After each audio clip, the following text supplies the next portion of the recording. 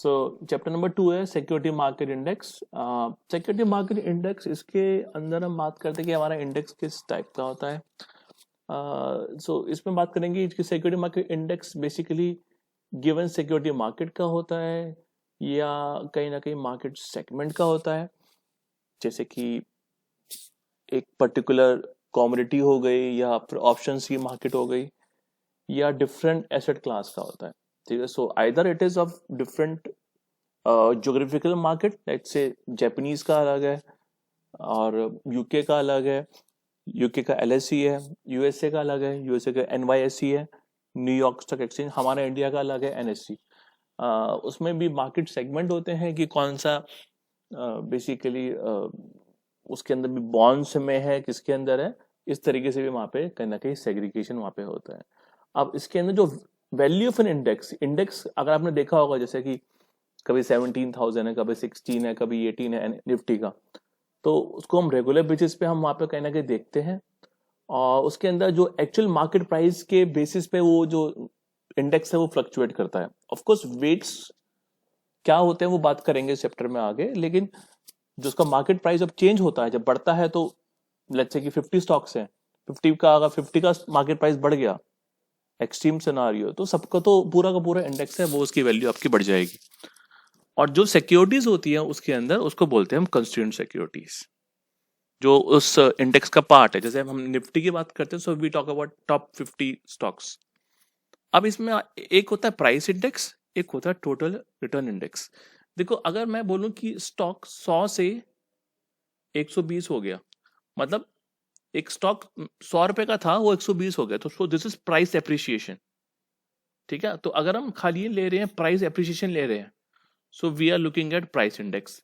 लेकिन अगर मैं बोलूं कि उसमें 2 रुपए का डिविडेंड भी आ गया and I am looking at 100 का वो 120 + 2 हो गया, so that is basically total return index. मतलब कि इसके अंदर आपका, उसके अंदर आपको जो री इन्वेस्टमेंट इनकम है, जो ये 2 रुपए का आपको डिविडेंड मिला है, इसको कंपनी री इन्वेस्ट कर देती है, उसको भी हमने कहीं ना कहीं ले लिया ना।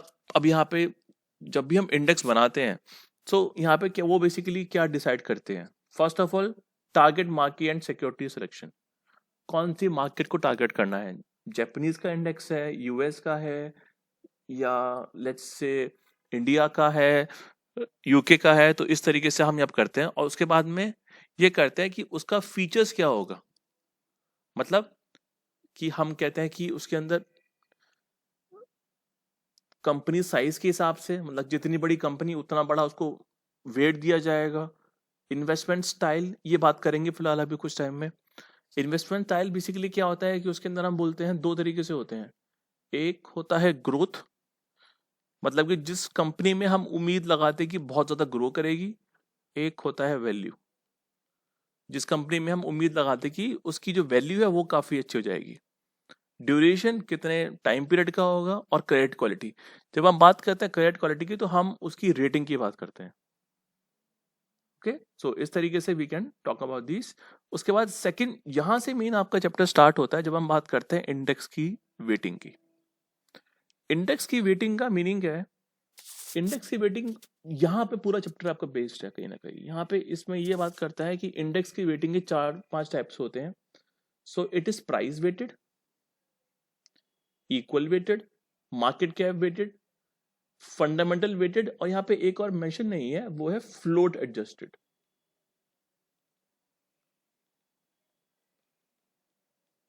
Float adjusted index. तो ये पांचों इंडेक्स के बारे में बात करेंगे, और इस it actually summarise the entire chapter कि हमको इंडेक्स का वेट वगैरह किस तरीके से हमारा होना चाहिए। सो इसमें इसमें जो प्राइस वेटेड इंडेक्स, ये क्या बोलता है, ये बेसिकली बोलता है कि जितना आपका प्राइस है उसी के हिसाब से आप उसको वेट दीजिए। ओके, तो जैसे कि आपने ये आप लेट्स से कि प्राइस आएगा 10 10 एंड देन 30, लेट्स से ये प्राइस है मान लीजिए स्टॉक एबीसी का। तो एज पर दिस ये इसका मार्केट प्राइस है, तो इसको तो शो टोटल प्राइस कितना हो गया 50। सो इसको वेट दिया जाएगा 10/50 विच इज 0.2, इसको 0.2 और इसको 0.6. सो वेट इज बेस्ड और given on the basis of the price. तो मतलब कि अगर इसमें सिक्योरिटी सी देखोगे तो उसको वेट ज्यादा दिया जाएगा. सिक्योरिटी ए और बी इनका थोड़ा सा प्राइस कम है तो उसको ज्यादा वेट नहीं मिलेगा. तो ए और बी को वेट कम मिलेगा एज कंपेयर टू सी. तो मतलब कि अगर सी का प्राइस बढ़ता है तो प्राइस वेटेड इंडेक्स का काफी इंक्रीज हो जाएगा क्योंकि सी का जो वेट है वो काफी ज्यादा है इंडेक्स में. तो इसको हम कंप्यूट कैसे कर सकते हैं? इसके अंदर आप ये कर सकते हो, इफ समवन आस्क यू कि इसका आप निकालो, रिटर्न निकालो. एग्जाम में आपसे यही पूछते हैं, आपको इस तरीके से टेबल दे दिया जाएगा and you will be asked to compute the return of this index. तो आप ये क्या करो, आप इसका एवरेज कर लीजिए. तो 60 + 20 + 10 that is 30 divided by 3 that is 30, sorry 90 divide by 3 that is 30. ये आपका आ गया एवरेज आ गया दिसंबर महीने का. जनवरी महीने का अगर मैं देखूं 20 + 15 + 70 105 डिवाइड बाय 3, क्योंकि लेट्स से मेरे का 3 ही स्टॉक है 35.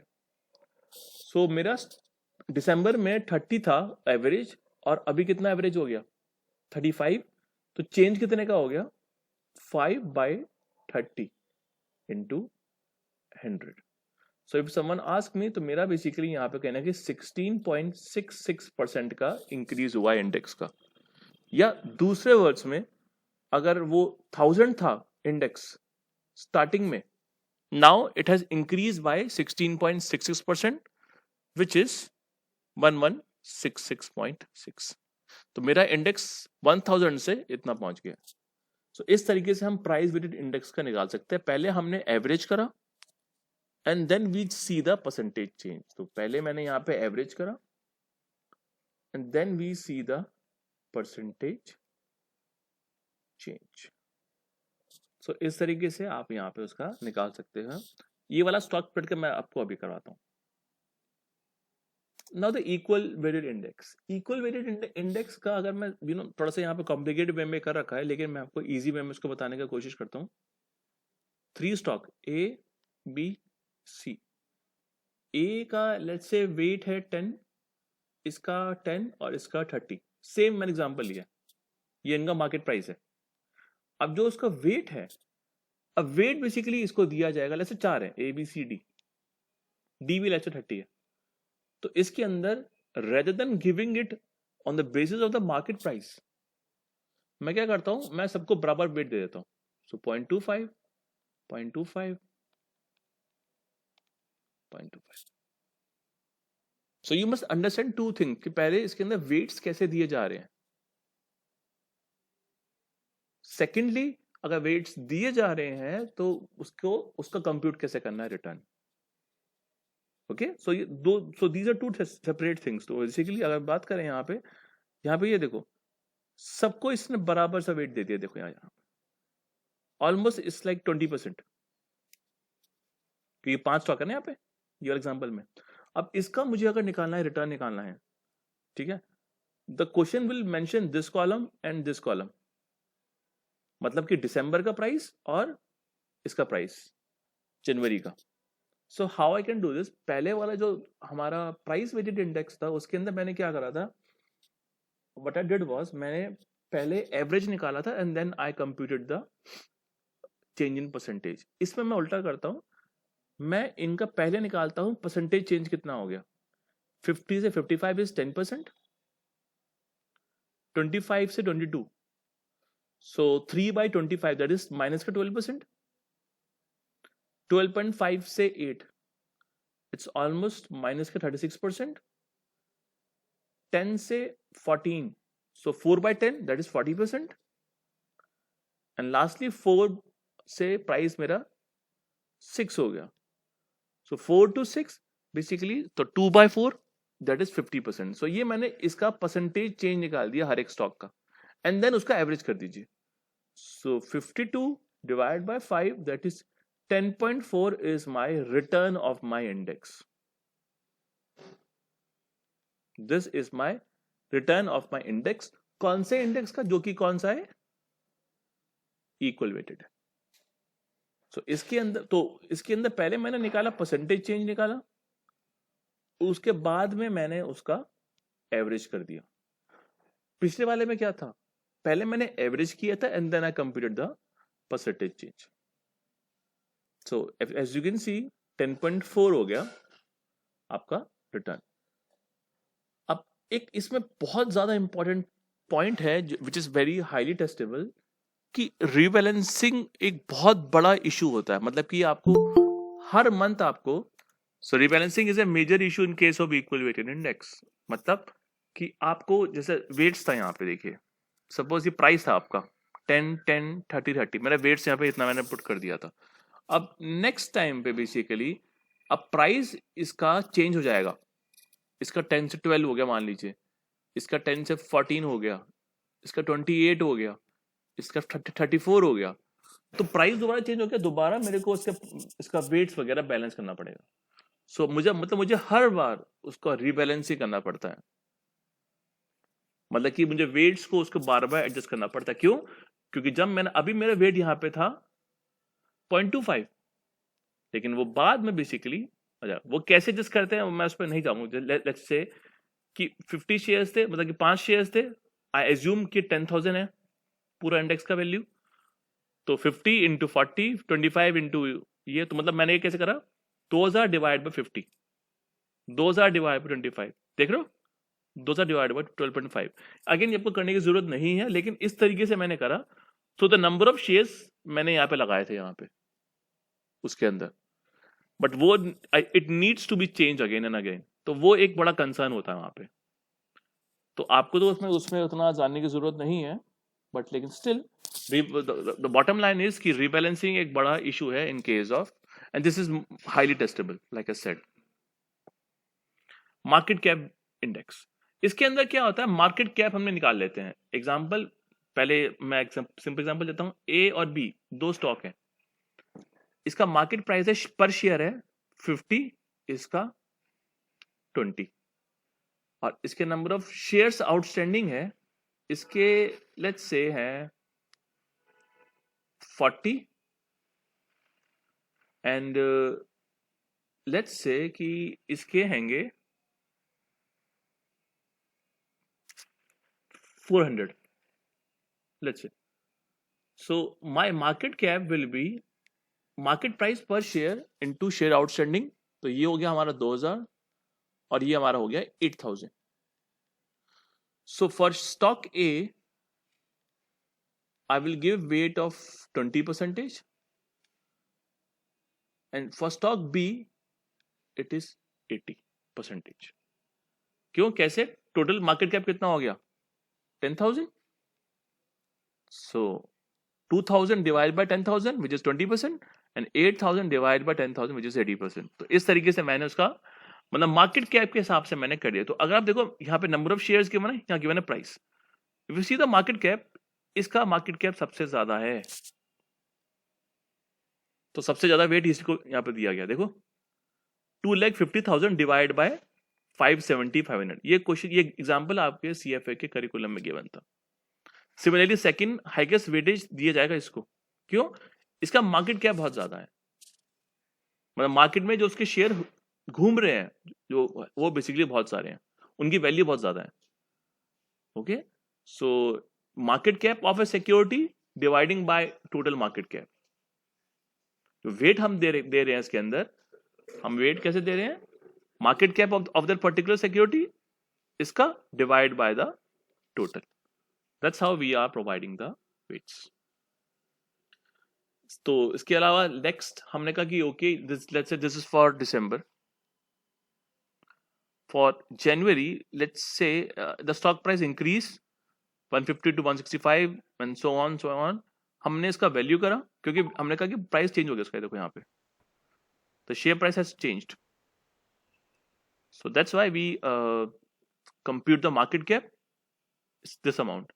so इतने से इतना हो गया, so I compute the percentage change, ये इसकी मेरे को जरूरत नहीं है, I just need to see कि okay 570 500 से 579,000 हो गया, तो 5, तो अगर मैं कहूं कि पहले 1000 था, now it has become what, 579,000 divided by 500 into 1000. You solve it, you get 1014, something like this. Now this is your index का वैल्यू, और and if someone ask you कि आपका इंडेक्स का परसेंटेज चेंज कितना आया है, तो पहले 1000 था और अब कितना हो गया, 1014.9, which is 1.49 percentage is your change in index return. जो आपका इंडेक्स का रिटर्न है, लेट्स से it is 1.49 percentage. That's how you can do it.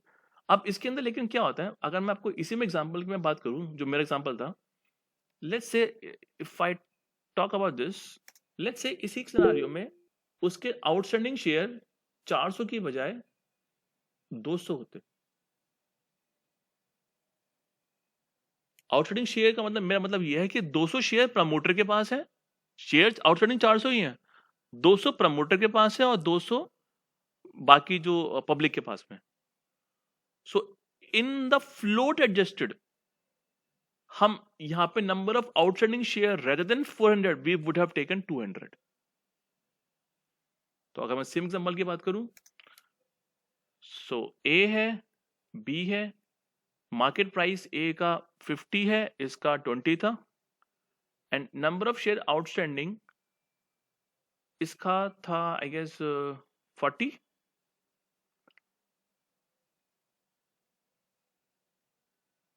And इसका number of share outstanding was 400, but we take only those which are floating, जो promoter के पास में नहीं है। ओके, सो हियर इसका मार्केट कैप कितना हो गया, 2000, और इसका 6000। So the weight that should be given to is 25%, क्योंकि total is 8000, so 25% should be given to A and 75% should be given to B as per the float adjusted. So we take only the number of shares which is available to the investing public rather than the total number of share outstanding. So we do not take the entire shares, but rather जो कि publicly promoters नहीं छोड़ रहे, अगर वो promoters छोड़ नहीं रहे तो उसको हमने हटा दिया, and we take only those share which are actually floating in the market. So this is 33%, sorry कुछ वो मैथ्स का इशू हो गया था, and then this is 66.6%। So it's 4000 rather. So ये as per the float adjusted it should be 33 and 66। Prior to this वहां पे कितना था, 20 एंड 80। सो बी का यहाँ पे कहीं ना कहीं, सिंस उसके शेयर्स फ्लोट नहीं हो रहे हैं, तो उसका वेट कहीं ना कहीं कम हो गया, 80 से 66 पहुंच गया। फंडामेंटल वेटिंग की बात करते हैं। So this is the fifth one. So पहला price, second equal, third market, fourth float adjusted, and fifth fundamental. So as the name say the weighting are based on some sort of fundamental. It could be my earning, it could be my dividend, कि जो company जितना ज्यादा earning कर रही है उसको उतना ही weightage है, जिसका डिविडेंड जितना ज्यादा पे कर रही है उसका उतना ही वेटेज है। या it could be the book value, मतलब कि जो इक्विटी की वैल्यू है, जिसके पास बैलेंस शीट में जितनी ज्यादा इक्विटी है उसको उसी हिसाब से वेट दिया जा रहा है। It could be based on cash flow. So these are the fundamental indicators and the weights are given on the basis of these. So company कितनी मर्जी बड़ी क्यों ना हो, अगर डिविडेंड नहीं दे रही या बहुत बहुत कम दे रही है, तो उसका वेट भी उतना ही वहां पे कम होगा। एंड ये एक इशू भी है, दिस इज द वीकनेस। तो this is value tilt. So value tilt is nothing but basically जो कंपनी है, कंपनी को उतनी वैल्यू नहीं मिल रही। कंपनी अगर बहुत बड़ी कंपनी, लेट्स से कि मैं एग्जांपल देता हूँ कि लेट्स से कि टाटा कंपनी हो गई, टाटा कंपनी ने लेट्स से इस साल डिविडेंड नहीं दिया, तो इसके ना टाटा कंपनी ने ऐसे डिविडेंड नहीं दिया, तो उसको इवन तो उसका मार्केट कैप बहुत ज्यादा है, लेकिन उसको इतना उसको उतना वेट नहीं मिलेगा।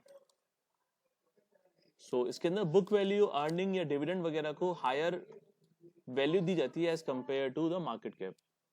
अगर मैं इसका एग्जांपल दूं, लेट्स से दो स्टॉक है A and B, market cap इन स्टॉक का लेट्स से है 4000 एंड देन 6000, ठीक है। तो अगर देखा जाए तो मार्केट कैप बी का ज्यादा है, so market weight as per the market cap index should be, इसका होना चाहिए था 40% और इसका 60%। लेकिन अगर मान लीजिए कि इसका ए का और बी का, अगर हम फंडामेंटल वेटिंग कर रहे हैं और डिविडेंड का जो यील्ड है या फिर डिविडेंड पे आउट रेशियो जो है, लेट्स से कि वो इसका 70 है, इसका 30 है, मतलब कंपनी बी अपनी अर्निंग का 70, कंपनी ए अपनी अर्निंग का 70% डिविडेंड दे देती है, कंपनी बी 30%। सो इसमें जो वेट्स है, वेट शुड बी 0.7 एंड 0.3। जो वेट्स देगा तो वो बेसिकली इसी वे में देगा, rather than by the market cap, जहां पे वो अगर देखा जाए तो 0.6 शुड बी गिवन बिकॉज इतनी बड़ी कंपनी है लेट्स से। लेकिन यहाँ पे सिंस यहाँ पे डिविडेंड के हिसाब से वेट दे रहे हैं तो उसको वेटिंग बहुत कम मिली है, एंड दिस रिड्यूस वेट की जो यहाँ पे जो उसकी इतनी बड़ी कंपनी थी उसको उतनी वेट नहीं मिला, उसको हम बोलते हैं वैल्यू टिल्ट। सो मेथड्स की एक बार प्रॉस एंड कॉन्स बात कर देते हैं। Price index, the weights are given as based on the prices. Equal weighted index, the weights are given equally. Market cap basically इसके अंदर हम मार्केट कैप के अकॉर्डिंगली वेट्स देते हैं, फंडामेंटल में कुछ फंडामेंटल फैक्टर्स के ऊपर, cash flow, earning, book value etcetera. Consequences, equal मुझे पहले से ही पता है, रिबैलेंसिंग सबसे बड़ा इशू है इसके अंदर। प्राइस वेटेड, अब देखो क्या होता है इसमें, हमने बात करी थी, लेट्स से कि कंपनी है या बेकार सी है लेकिन उसका शेयर का मार्केट प्राइस बहुत बड़ा है उसका, जरूरी नहीं है कि कंपनी का अगर मार्केट प्राइस ज्यादा है तो कंपनी अच्छी ही होगी, ठीक है। लेकिन इसमें क्या होता है कि higher price stock will get more weights. Example के तौर पे अभी राइट नाउ अडानी का जो शेयर्स है आज 1600 पे क्लोज हुआ है और LIC का 600 पे। ओके, तो इसका ये मतलब नहीं है कि अडानी का बहुत ज्यादा बेटर कंपनी है एज कंपेयर टू LIC, ठीक है। लेकिन इसमें इसमें होता क्या है कि इसमें जो अडानी को ज्यादा वेट दिया जाएगा as compare to LIC, but may be market cap would have been different, तो उसके उसमें से वहां पे नहीं कर रहे, ठीक है। तो ये प्राइस का एक ड्रॉबैक है। मार्केट कैप में बेसिकली मतलब कि अगर कोई कंपनी ओवर कैपिटलाइज है, मतलब ओवर वैल्यू है, अगेन मैं सेम एग्जांपल दूंगा, जो उसका शेयर का प्राइस 1600 है अभी फिलहाल, आज यही प्राइस 2 हफ्ते पहले इतना था। तो अगर मार्केट कैप बेस्ड होता तो इसको इतना ज्यादा वेटिंग यहाँ पे इसको वेटिंग मिल रहा था। तो it is more influenced by over capitalization. अगर कोई शेयर महंगा चल रहा है या सस्ता चल रहा है, महंगा चल रहा है तो उसको वेट्स ज्यादा दिया जाएगा और सस्ता चल रहा है तो उसको वेट्स कम दिया जाएगा।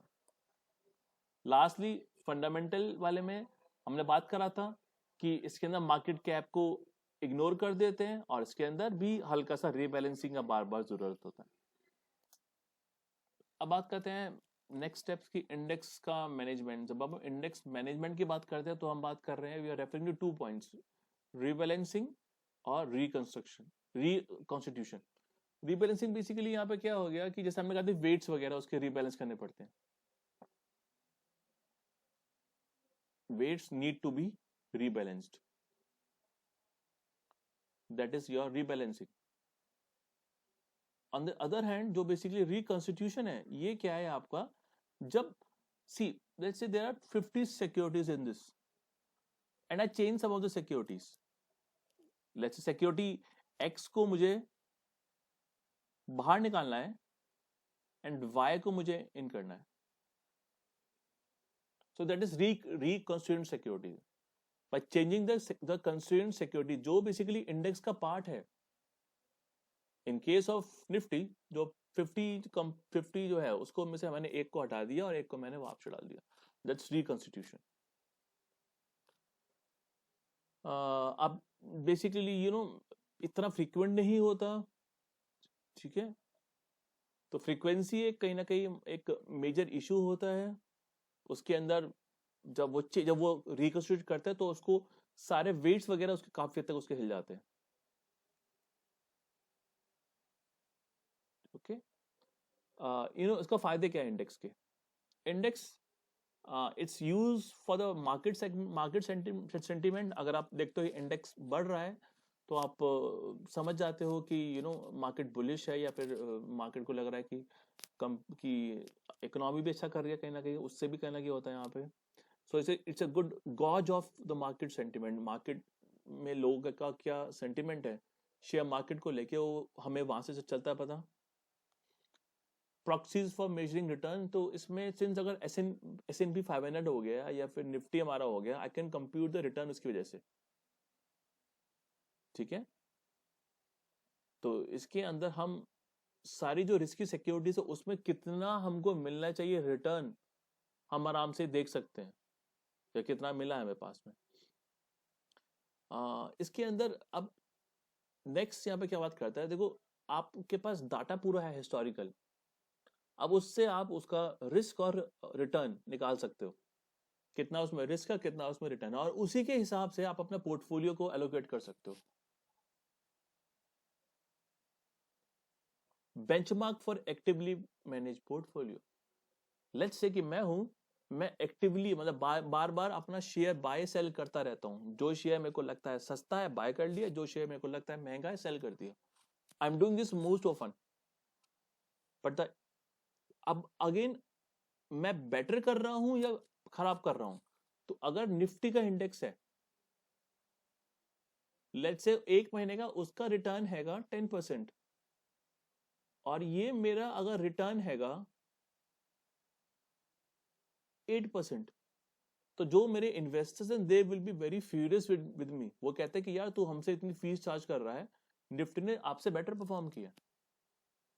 सो जो एक्टिवली मैनेज पोर्टफोलियो है, जो बार बार बाय या सेल करता रहता है, उसको उसने परफॉर्मेंस कैसे करा है एज कंपेयर टू एक्सचेंज, हम वहां पे देख सकते हैं। तो उसके लिए इंडेक्स का होना बहुत जरूरी है। निफ्टी हमारा एक तरह से हमारा इंडेक्स है।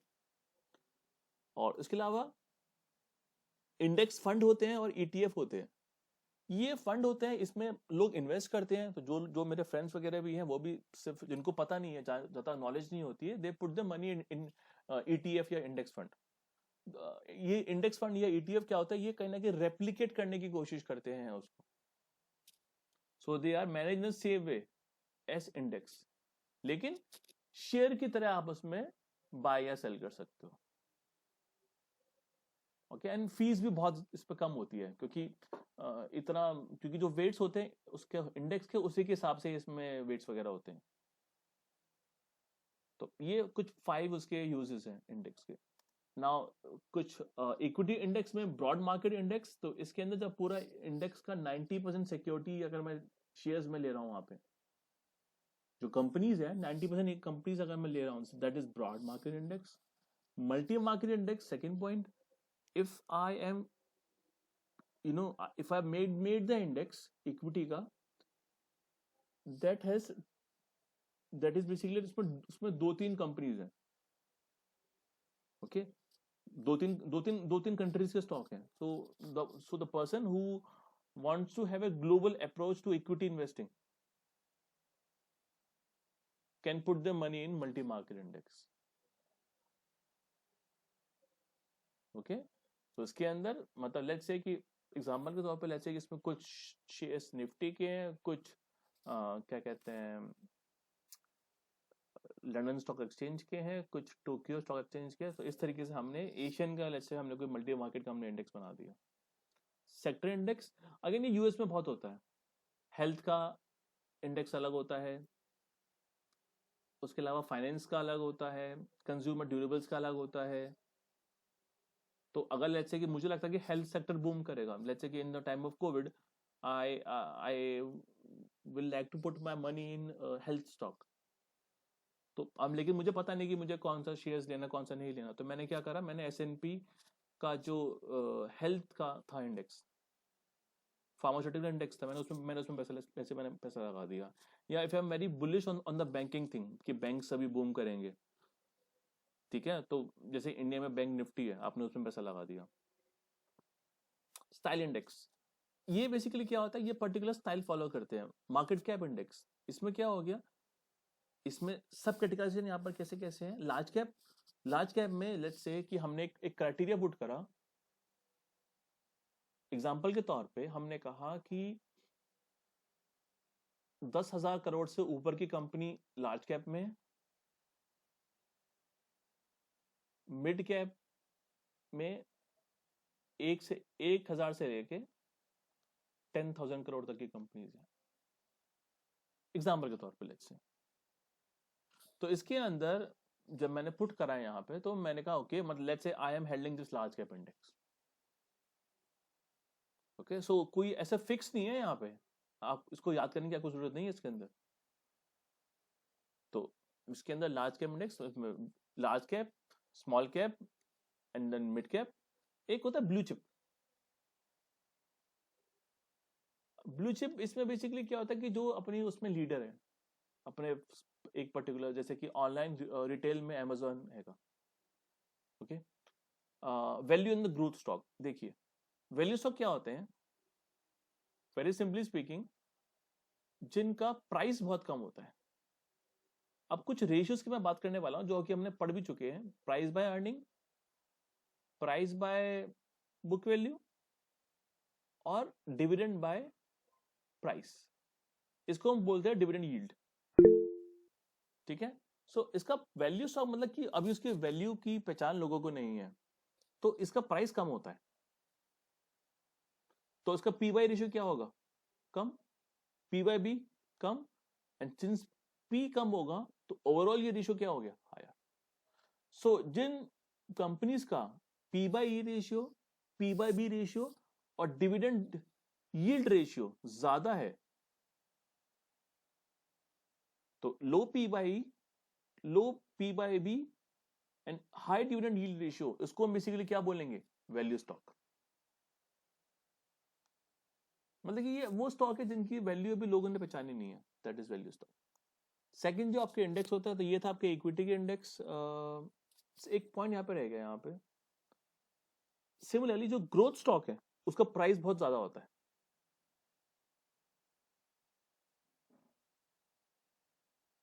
तो उनका ये सारे रेशियो, पी बाई क्या होगा उनका, ग्रोथ का ज्यादा होगा.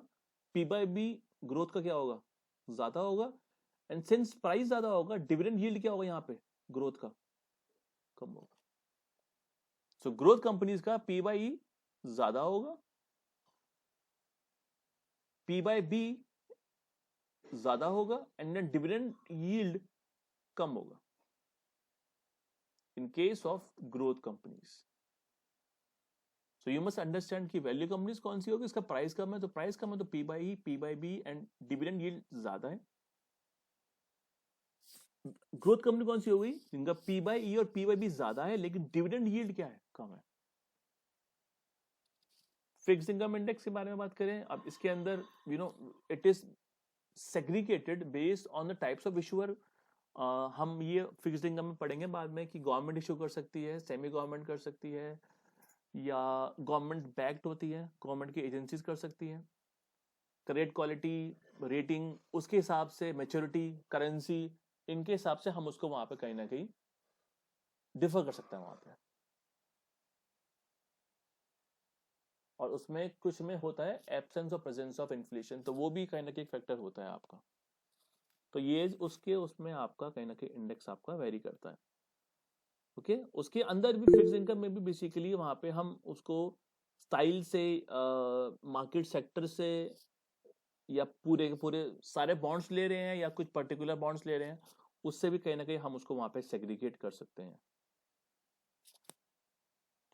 कॉमोडिटी इंडेक्स बेसिकली इसके अंदर आपका एग्रीकल्चर का, आपका इसमें सारे सारे आपकी कॉमोडिटी आ गई, जैसे कि वीट, शुगर, कॉपर, आपके आपके मेटल्स आ गए, सिल्वर, गोल्ड, कॉपर, आपका क्या कहते हैं एनर्जी का प्रोडक्ट आपका आ गया, नेचुरल गैस, क्रूड ऑयल।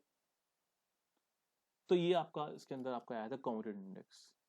अब इसमें एक इशू होता है रोल ओवर। तो मतलब ये एक बड़ा कॉमन सा देखा गया रोल ओवर, कि हम क्या करते हैं, सपोज यहां पे मेरा कॉन्ट्रैक्ट था, तो इसमें ज्यादातर होता है फ्यूचर का। मतलब हमने आज यहाँ पे फिक्स कर लिया, फ्यूचर में हम इतने पे गोल्ड को सेल करेंगे, लेट्स से एक फिक्स प्राइस पे, लेट्स से 58,000 पर टन ग्राम। अब लेट्स से जब यहाँ पे सेल करने की बारी है, तो हमने एक नया कॉन्ट्रैक्ट ले लिया, फिर यहाँ पे हमने एक और ले लिया, मतलब ये इसको हम बोलते हैं रोल ओवर। तो इसको हम बार बार रोल ओवर करते रहते हैं, मतलब कि जो हमारा कॉन्ट्रैक्ट अभी एक्सपायर होने वाला है, उसको हमने क्या कर लिया, बार बार रोल ओवर कर लिया। अगेन इसको दोबारा बात करेंगे इन केस ऑफ ऑल्ट, एआई के टाइम पे दोबारा करेंगे इसको। लेकिन फिलहाल के लिए इफ यू अंडरस्टैंड कि रोल ओवर क्या होता है, कि आपने जो आपका कॉन्ट्रैक्ट था जो कि एक्सपायर हो रहा था, उसको आपने रिप्लेस कर दिया with a new year contract. Now there is index for real estate as well. Real estate को जो अब क्या होता है, रियल एस्टेट मार्केट बहुत वो होती है, लिक्विडिटी वहां पे बहुत कम होती है, it is highly liquid. So it is highly liquid, price की आपको जानकारी नहीं होती, और बहुत कम होती है ट्रांजेक्शन। तो इसके अंदर in the level 1 curriculum you need to understand only 3 thing, कि इसमें इंडेक्स 2-3 टाइप से होते हैं, अप्रेजल, रिपीट सेल्स और real estate investment trust index. ये 3 आपके हैं। Appraisal as a name says कि कितना वैल्यू अप्रेज हो गया है, उसके हिसाब से इंडेक्स लिया जाता है। रिपीट सेल्स, कि जो पहले बिका हुआ है वो दोबारा बिके, तो उसके हिसाब से इंडेक्स की वैल्यू होती है। अगेन लेवल 1 के का ये पार्ट नहीं है ज्यादा। And real estate investment trust index, ये मैं आपको बताता हूँ क्या होता है। देखिए, एक एसपीवी बनाई हमने, एक हमने कंपनी बनाई। वो कंपनी ने क्या करा, कहीं से बहुत सारी प्रॉपर्टीज ले ली, ठीक है। लेट्स से वो प्रॉपर्टी की वैल्यू है 100 करोड़। तो ये सारी प्रॉपर्टी इनके पास में आ गई। अब वो प्रॉपर्टी में लेट्स से 100 घर थे, 100 हाउस थे, एंड टोटल वैल्यू कितनी थी, 100 करोड़ की। हमने यहाँ पे क्या करा, उन प्रॉपर्टी के बेसिस पे हमने एक नई सिक्योरिटी इशू कर दी। ऐसे छोटी छोटी हमने सिक्योरिटी इशू कर दी, ताकि कॉमन पर्सन भी उसके अंदर इन्वेस्ट कर सके। अब लेट्स से कि उसके अंदर हमने 1 करोड़ सिक्योरिटी इशू कर दी, जो कि 100 रुपए की एक है। Value of the securities again same, 100 crore. So इस तो and these are my REIT shares, real estate investment trust. Okay, so इसके अंदर हमने या तो हमने इन्वेस्टमेंट कर रखा, जो इसमें ये है, या तो ये आपका प्रॉपर्टी है, या ये आपकी कहीं ना कहीं मॉर्टगेजेस है। अब इसका फायदा क्या होता है, let's say this person has brought the securities, अब it is highly liquid, he will not have any issue in selling those। तो इस तरह ये फिर आपका कॉन्सेप्ट होता है रीट का। प्रॉपर्टी थी आपकी, उसको आपने उसके बेसिस पे आपने अपनी सिक्योरिटी इशू कर दी।